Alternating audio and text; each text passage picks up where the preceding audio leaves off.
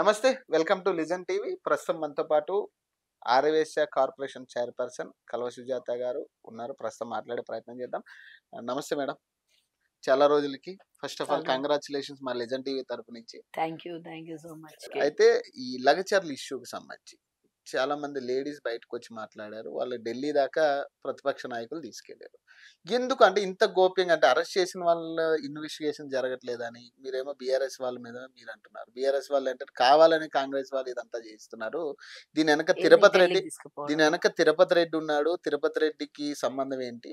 వీళ్ళందరూ ఇన్వాల్వ్ అయి ఉన్నారని రకరకాల ఈ లగచర్ల ఇష్యూకి సంబంధించి లగచర్ల ఇష్యూ కొట్టింది మీ వాళ్ళు, దాడి చేసింది మీ వాళ్ళు. ఈ ఇష్యూలో తిరుపతి రెడ్డికి అన్యాయంగా ఆయన పేరు ఎందుకు? హ్మ్. ఆయన రేవంత్ రెడ్డి గారు వారి సోదరుడు స్వయాన తోబుట్టు ఈరోజు తెలంగాణ రాష్ట్రానికి ముఖ్యమంత్రి. హ్మ్. కేసీఆర్ లాగా ఫామ్ హౌస్ లో పండుకున్న ముఖ్యమంత్రి కాదు.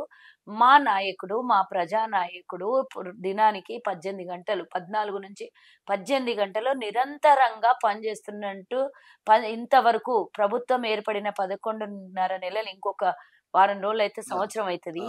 12 నెలల్లో ఒక్కరోజు కూడా సెలవు తీసుకోకుండా ఎవ్రీ డే ప్రజల కోసం పనిచేస్తున్న ముఖ్యమంత్రి మా ముఖ్యమంత్రి. ఆయనలాగా ఫామ్ హౌస్ లో పండుకున్న ఆయన కాదు. ఆయన నియోజకవర్గం గజ్వేల్ని గాలికి వదిలేసినట్ల కాదు. గెలిచింది ఆ రోజు అక్కడ కొడంగల్లో గెలిపించినటువంటి ప్రజానికం ఈ రోజు తెలంగాణ రాష్ట్రానికి ముఖ్యమంత్రిని చేశారు. వారిని అనునిత్యము ప్రతిరోజు వాళ్ళకు ఉన్నటువంటి సమస్యలే కానివ్వండి, నాయకుని దగ్గర రావాలి, ఏదైనా ఇష్యూలో ప్రభుత్వ పరంగా వాళ్ళకి కావాల్సినటువంటి సమస్యల్ని పరిష్కారం చేసుకోవాలి, అన్ని విధాల పరిపాలన అందాలి అని అంటే రోజు ముఖ్యమంత్రి అక్కడ వెళ్ళి కొడంగల్లో పనిచేయలేడు. కాబట్టి వారి సోదరుడు ఇన్ఛార్జ్ గా తిరుపతి రెడ్డి గారు అక్కడ వర్క్ చేస్తున్నారు.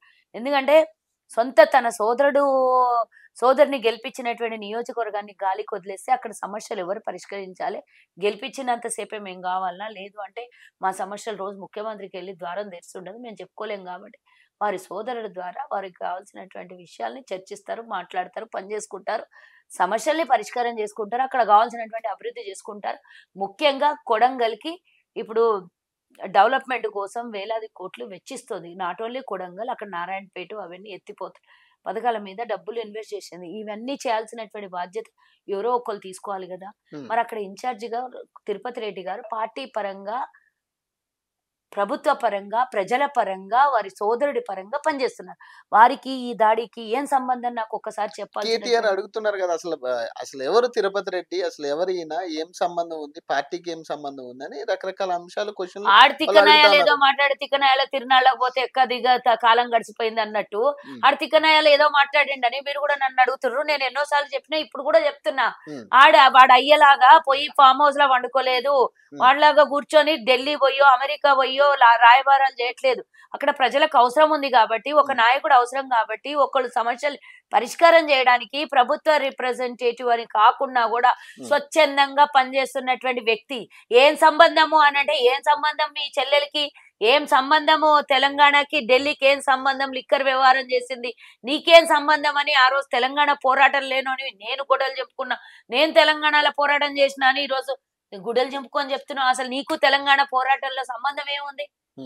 తెలంగాణ ప్రజల సొమ్మంతా దోచుకొని నువ్వు పోయి అమాంతంగా అమెరికాలో విదేశాలలో డబ్బులు దాచిపెట్టినావు. తెలంగాణ ప్రజల మీద 7.5 లక్షల కోట్ల అప్పు చేసినావు. నీకు తెలంగాణ ప్రజల మీద అప్పు మొప్పడానికి ఏం సంబంధం? ఎవడివి నువ్వు అసలుకి? మా తెలంగాణ ప్రజల మీద ఒక్కొక్కరు నెత్తి మీద 2 లక్షల రూపాయల అప్పు భారం మొప్పడానికి నువ్వెవడివి అసలుకి? నీ కూర్చోబెట్టిన సీట్లలో అభివృద్ధి అన్న చేయి, శాతనైతే లేకుంటే కాముగా కూర్చొని 5 ఏళ్ళు పరిపాలన చేసి వెళ్ళిపో. కానీ మా మీద అప్పు భారం పెట్టినావు. నువ్వెవడే మా మీద అప్పు భారం పెట్టడం? మా ఇంటికి యజమానివా నువ్వు? మేము ఎందుకు కట్టాలి ప్రభుత్వానికి ఇప్పుడు 2 లక్షలు? అది కూడా ప్రజలకు కావాల్సినటువంటి ఇచ్చిన హామీల్ని నెరవేర్చడానికి, పథకాలకు డబ్బు లేకపోతే నువ్వు చేసిన అప్పుకు వడ్డీ కట్టడానికి మా ప్రభుత్వం నీకేమైనా బాకీ ఉండేనా?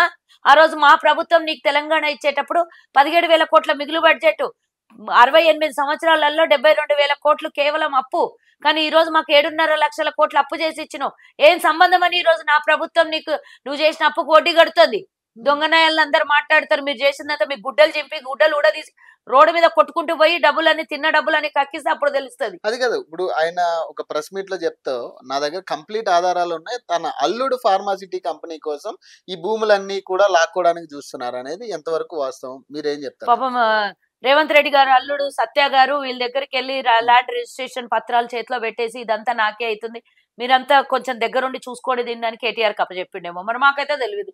మరి రేవంత్ అన్న అల్లుడు అని తెలుసు కానీ కేటీఆర్ కి సన్నిహితుడు అని నాకు తెలియదు. కానీ కేటీఆర్ సన్నిహితుడికి ఏమన్నా సన్నిహితుడు నువ్వే అన్ని చూసుకో, నా వ్యవహారాలన్నీ మా మామ సరిగ్గా చేస్తలేడు, నాకు ఇస్తా అన్న ఫార్మసీ పూర్తిగా ఇస్తలేడు, నువ్వు జర వచ్చి ప్రెస్ మీట్ లో మాట్లాడితే నాకు తొందరగా ఇస్తాడు మా మామ అని ఏమన్నా సత్య గారు ఏమన్నా చెప్పిండేమో, నాకైతే తెలియదు. మరి నాకు తెలియదు, మరి ఆయనకు తెలిసిన వివరాలు ఉంటే బయట పెట్టమను, నాకు తెలీదు. అయితే సత్య గారిని అడగాలి, లేకపోతే రేవంత్ అన్నని అడగాలి, లేకపోతే కేటీఆర్ని అడగాలి. ఈ ఫార్మసీ వాళ్ళలాగా సంతోష్ రావు, హరీష్ రావు, కేటీ రామారావు, కవితారావు వీళ్ళ దోపిడీ లాగా కాదని అందరికి ఇంకా తెలియడానికి ఈ దూరం ఏం లేకుండా ఆల్రెడీ 10 ఏళ్ల తర్వాత నిన్ను తరిమి కొట్టిండ్రు, తెలంగాణ సొమ్ము దోచుకుని. కేసీఆర్ గురించి కూడా గట్లనే 10 నెలల నుంచి చెప్తుండ్రు, పులి వస్తుంది బోన్లకెళ్ళి బయటికి వస్తుంది, బోన్లో ఉన్నాడని వాళ్ళే ఒప్పుకుంటారు, పులి వస్తుందని వాళ్ళే చెప్తారు. అక్కడ పోయి ఫామ్ హౌస్ లో వండుకున్న పులి గాండ్రిస్తుందని చెప్తారు. ఆ గాండ్రిచుడు ఎప్పుడో వర్షాకాలం వచ్చిపోయి, ఎండాకాలం వచ్చిపోయి, చలికాలం కూడా వచ్చేసి 4 రోజులు అవుతుంది. ఏడొస్తాడో కూడా నాకు ఇంతవరకు తెలుస్తలేదు. గట్లనే ఇక వీళ్ళందరూ మేమొస్తాం ప్రభుత్వం ఏర్పడిన వారం రోజులకే అన్నారు. ఇప్పుడు ఆచరణలో ఏమన్నా 11 నెలలు గడిచిపోయి 12వ నెలల్లో ఉన్నారు వాళ్ళు, వారం రోజులకే అన్నారు మళ్ళీ 6 నెలల్లో మేము వస్తామని. వాళ్ళు అనడానికి ఇక చలికాలం ఉన్నదని నిప్పు పెట్టి మా కాపుకోవడానికి కొంచెం నిప్పు పెట్టి తెచ్చిచ్చి చలి కాపుకోవడానికి ఏమైనా చేస్తాడేమో ఆడ అరేంజ్మెంట్స్ అని ఇక గజ వణుకుతున్నారు ఈయన చూసి. ఇక ఢిల్లీ పోయారు కదా మొత్తం మహిళలందరూ, మరి గజ వణికే పోయింది. ఈడ చలి సరిపోతలేదని ఢిల్లీ చలికి పోయినట్టున్నాడు. ఇక్కడ చలి ఆయన మమ్మల్ని వణికిస్తున్నాడు. ఆయన వణుకాలంటే ఢిల్లీకి పోవాలి కదా, చలి ఎక్కువ ఉంటది కదా, ఈ వణుకు సరిపోతలేదు ఆయనకి తెలంగాణలో. కాబట్టి ఢిల్లీకి పోయిండు. ఢిల్లీకి పోతే అమిత్ షాకి చలికాలంలో, మోదీకి చలికాలంలో కొంచెం కాళ్ళకి మాయిశ్చరైజర్ రాసి సాక్సులు దొడిగియాలి కదా, అప్పుడు సరిపోతుంది. బీజేపీ వాళ్ళతో టచ్ లో ఉన్నారంటారు. మరి ఎందుకు పోతున్నాడు మాట్లాడితే ఢిల్లీ? మాకంటే మా ప్రభుత్వానికి నాయకత్వం ఢిల్లీలో ఉంటది. ఏఐసిసి ఎవడు ఎన్ని ఒత్తుకున్నా ఏం చెప్పినా మా నాయకత్వమే ఢిల్లీ నుంచి, మన నేషనల్ పార్టీ. మేము పోతామంటే ఒక అర్థం ఉన్నది, నువ్వు పోయాడు దగలబడి చేసేదే ఉన్నది, మీది ఉన్నది లేదు, ఒక్క పార్లమెంట్ సభ్యత్వము లేదు, ఎమ్మెల్యేలు ఉంటారో ఊడతారో తెలియదు, మీకు ప్రభుత్వము లేదు. ఇంకే రాష్ట్రంలో కూడా మీకు ఏ ఒక్క ఎమ్మెల్యే కూడా గతి లేడు, దిక్కు లేదు. మరి మీకేం ఢిల్లీలో పని చెప్పు? ఢిల్లీలో ఏం పని? ఎన్నిసార్లు పోతావు పో. నేషనల్ హ్యూమన్ రైట్స్ పేరు మీద పోయి అమిత్ షా కాలు మొక్కుతాడు, కాలు ఒత్తుతాడు, మోదీ కాలు ఒత్తుతాడు, సాక్సులు వేస్తాడు, మాయిశ్చరైజర్ రాస్తాడు, చలి ఎక్కువ ఉన్నదని, లేకపోతే తలకి మఫ్లర్ కూడా కడతాడు. నేనేం చేయను దానికి. మీరేమనుకున్నారు లగచర్ల ఇన్సిడెంట్ కి సంబంధించి? అధికారుల మీద దాడి చేస్తే ఎవడైనా కూడా వదలము అని చెప్తున్నాం మేము. రేవంత్ రెడ్డి గారిని బదలాం చేయాలి, మా ప్రజాపాలనని బదలాం చేయాలి, మేము చేస్తున్న అభివృద్ధి ప్రజల వద్దకు చేరకుండా అడ్డుకట్టేయాలి, కాళ్ళలో కట్టేసి పడేయాలని చూస్తే అక్కడొకడు ఇక్కడొకడు వచ్చి ఇద్దరు కలిసి కాళ్ళకు కట్టలేసి ఏమైనా చెయ్యాలి అని చూస్తే ఎవరిని ఇడవము. ఎవడెంత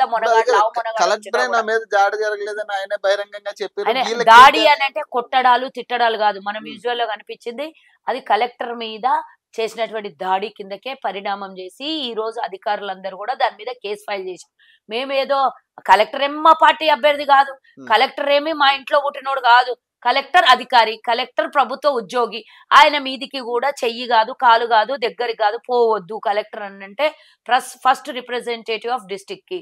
సో ఆయన దగ్గరికి పోయి మీరు అర్జీలు పెట్టుకోవచ్చు, అడగొచ్చు, సమస్యల్ని పరిష్కరించమని రిక్వెస్టులు చేయొచ్చు, కావాలనంటే కలెక్టరేట్ ముందర ధర్నాలు చేయొచ్చు, ఇంకేమన్నా దూరంగా చేయొచ్చు. ఫిజికల్ గా దాడి చేస్తే అధికారుల మీద ఏమవుతుందో 10 ఏళ్ళు అధికారంలో ఉన్నారు, మీ తొత్తుల్లాగా పనిచేయించుకున్నటువంటి అధికారులు కాదు. ఈ రోజు ప్రభుత్వం కోసం పనిచేసి ప్రజల కోసం పనిచేసే అధికారులు మాత్రమే ఇక్కడ ఉంటారు. వాళ్ళ మీద ఏదన్నా దాడి జరిగితే మేము ఈ రోజు అధికారంలో ఉన్న మా పార్టీ మేము వదలము అని చెప్తున్నాం. ఎందుకంటే ప్రజాపాలన ప్రజారంజకంగా జరగాలి, ప్రజలకు అవసరం ఉన్నట్టుగా జరగాలి, ప్రజా సంక్షేమం కోసమే జరగాలి.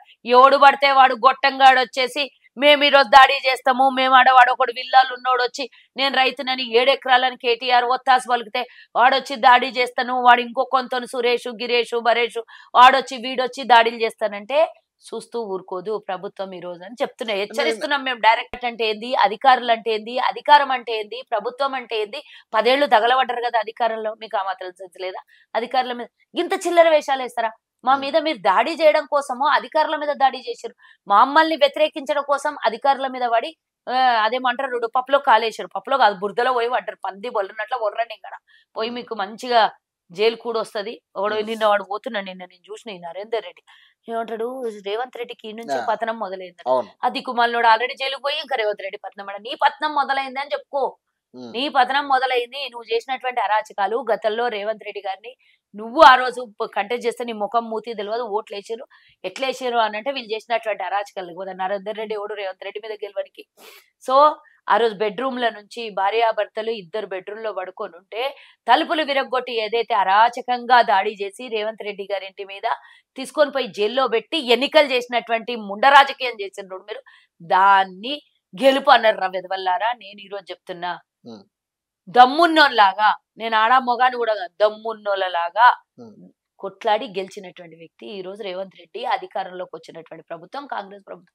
దమ్ము ఉంటే కొట్లాడండి, దమ్ము ఉంటే విమర్శించండి, దమ్ము ఉంటే మాకు సూచనలు ఇవ్వండి. అంతేగాని మేము కాళ్ళ కట్టె పెడతాము, ఏళ్ళు పెడతాము, లేకపోతే దాడులు చేస్తాము అని అంటే చూస్తూ ఊరుకోమని హెచ్చరిస్తున్నాం. కానండి ఇప్పటికీ పర్మిషన్ ఇవ్వట్లేదంట. మీరు ప్రతిపక్షాలకు కానీ హ్యూమన్ రైట్స్ వాళ్ళు వెళ్ళాలంటే పర్మిషన్ ఇవ్వట్లేదు, పోలీసులు ఆపుతున్నారు అంటున్నారు. కొడంగల్ కానీ లేకపోతే అటు కానీ కొన్ని విజువల్స్ చూసుకోవాలి.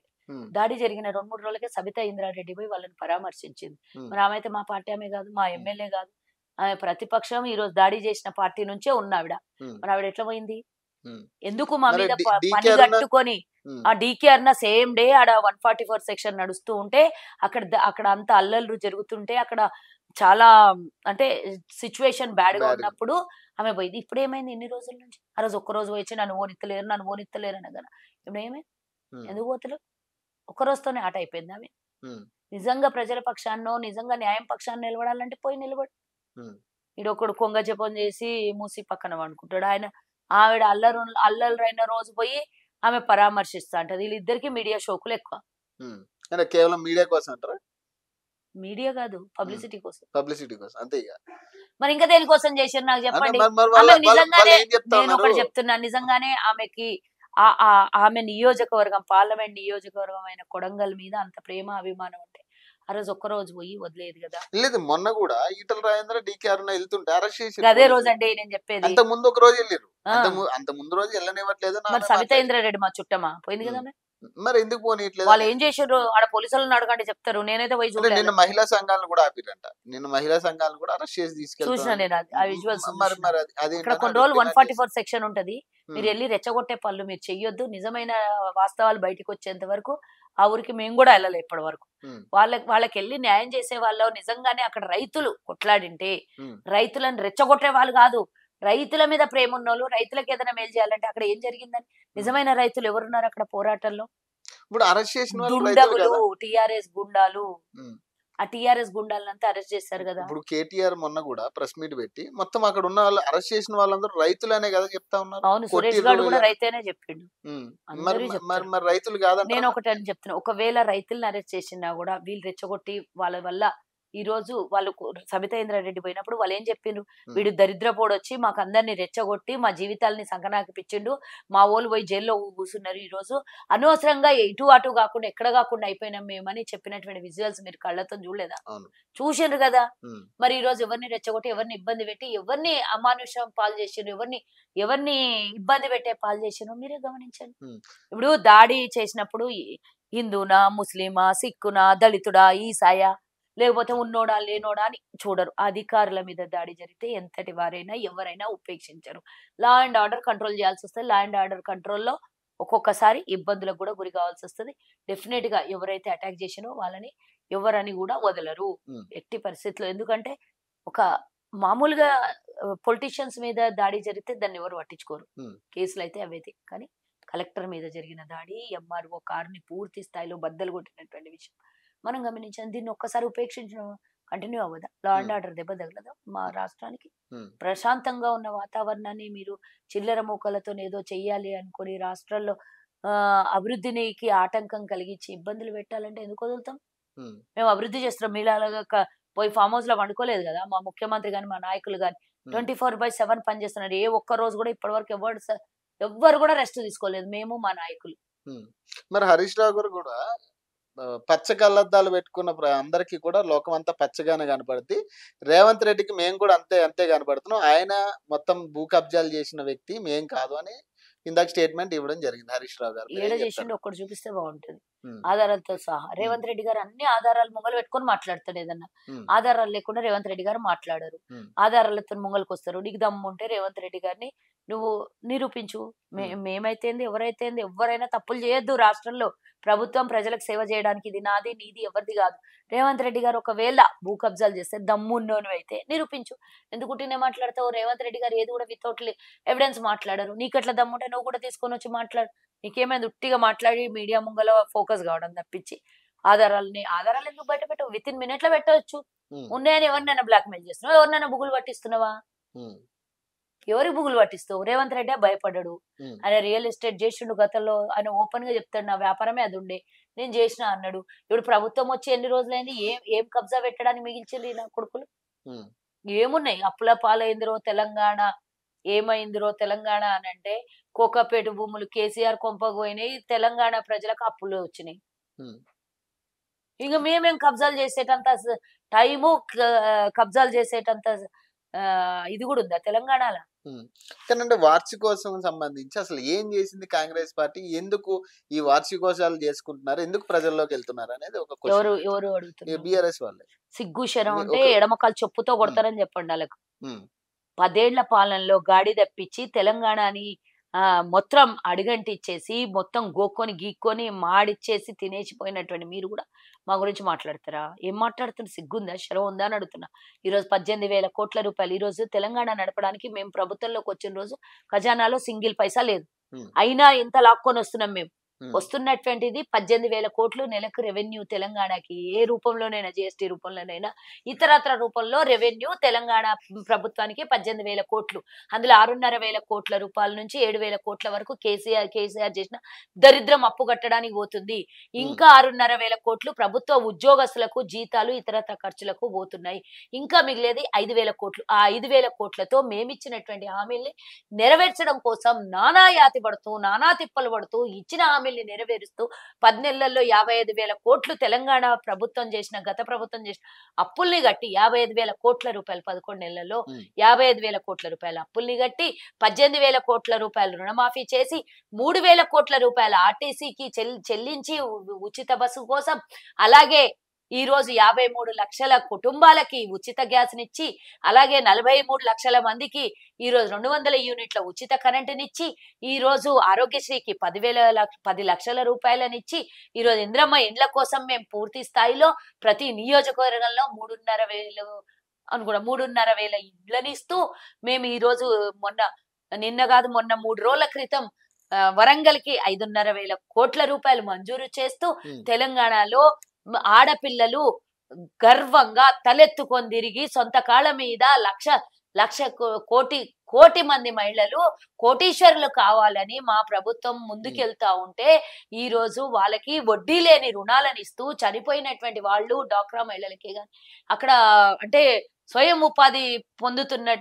ఉపాధిలో ఉన్నటువంటి మహిళలకి ఈ రోజు బీమానిస్తూ 5 లక్షలు, 2 లక్షలు బీమాలనిస్తూ ఇన్ని సంక్షేమ పథకాల్ని మేము అమలు పరుస్తుంటే 55,000 ఉద్యోగాలను వేసినాము. డిఎస్సి 11,000 మంది డిఎస్సి ఉద్యోగాలని భర్తీ చేస్తూ, నోటిఫికేషన్లు ఇచ్చి ఉద్యోగాల్ని భర్తీ చేసి ఇన్ని చేస్తున్నాం. మేము ఏం చేయలేదంటారేంద్ర దొంగ వెదవల్లారా? హ్మ్. 10 ఏళ్లు గాడిద పళ్ళు దోమిర్రు, 10 ఏళ్లు తెలంగాణను దోసుకొని తిన్నారు.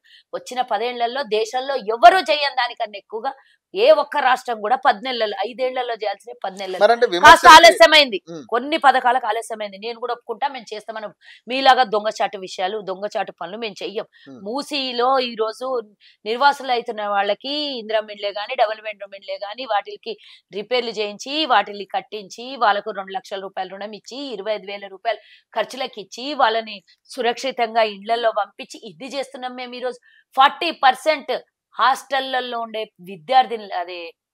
చదువుకుంటున్నటువంటి విద్యార్థులకు హ్మ్. ఈ రోజు వాళ్ళ కాస్మెటిక్సే గాని, డైట్ కోసమే గానియండి, వాళ్ళ కోసం ఈ రోజు ప్రభుత్వం మొట్టమొదటిసారి 40% ఏకంగా పెంచేసి ఈ రోజు అందరికీ కాపాడుతుంది మా ప్రభుత్వం. అన్ని రకాలుగా మహిళలకి, హ్మ్. మధ్య తరగతులకి, దిగువ తరగతులకి అన్ని రకాలుగా, అన్ని విధాలా పోతూనే ఉంది. రూపాయి లేని తెలంగాణని ఈరోజు గాడి మీద, ట్రాక్ మీద లేనటువంటి తెలంగాణని పట్టాలు ఎక్కించి నడిపిస్తున్న మా ప్రభుత్వం మీద దొంగ ముచ్చట్లు మాట్లాడతారా? కాళేశ్వరం పేరు మీద 1,00,000 కోట్లు దోపిడీ చేసింది కాక మళ్ళీ ప్రూవ్ చేయమంటున్నారు కదా కాళేశ్వరం నిజంగా జరిగితే చేస్తారు. ప్రూవ్ చేయండి, అదేమన్నా అరెస్ట్ చేయండి చిన్నదా?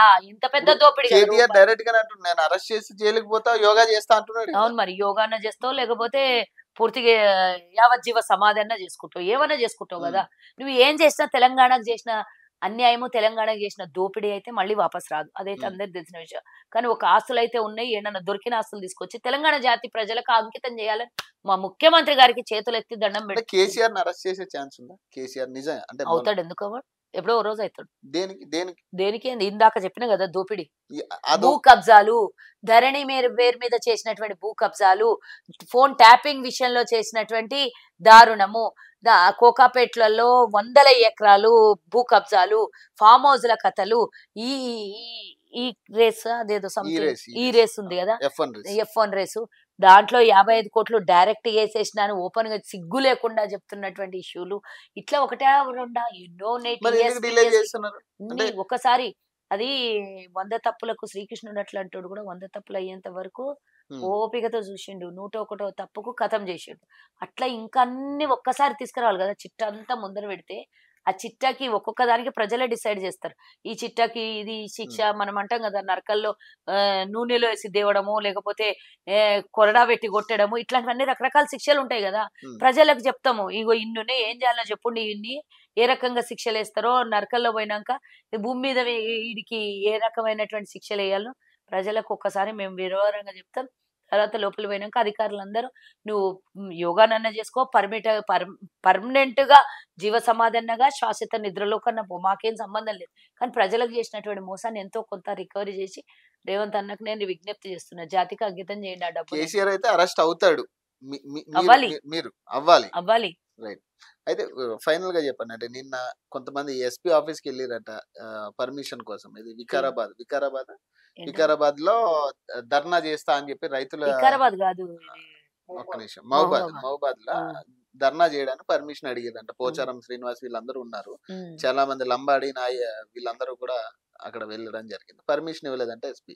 మరి రాళ్లతో కొడితే ఎవరైనా ముందుకు వస్తా అని చెప్పి ఎస్పీ ఏదో స్టేట్మెంట్ ఇచ్చారంట. మరి దాని మీద ఇప్పుడు ఈ రోజు ధర్నా ప్రకటిస్తున్నామని చెప్తున్నారు.